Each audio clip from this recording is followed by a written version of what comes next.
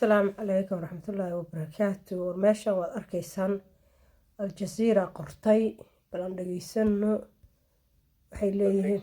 He's singing a song there. It's clearly a very jubilant, happy moment. حيليه أردوغان guuleystey. For his supporters, for the ARC party, and looking forward now, he's got to demonstrate that this is an inclusive, happy moment for all Turks, those who voted for him. I think he's now talking. Let's listen in to what he's saying. ما شاء الله. As well as those who didn't. I think he's now talking. Let's listen in to what he's saying.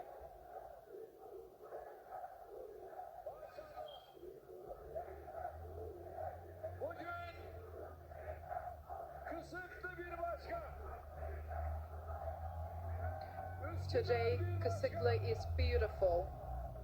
Üsküdar is beautiful. And Istanbul is beautiful. My distinguished and cherished friends, brothers and sisters, I greet all of you with my deepest regards.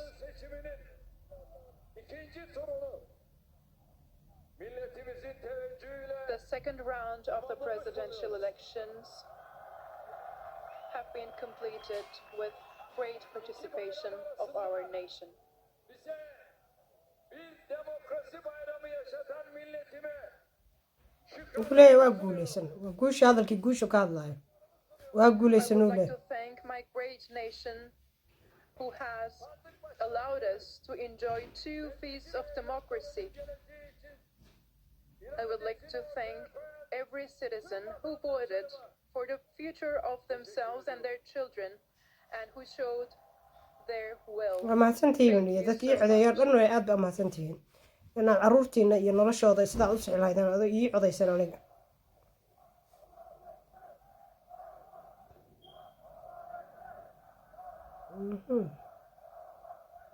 ما شاء الله.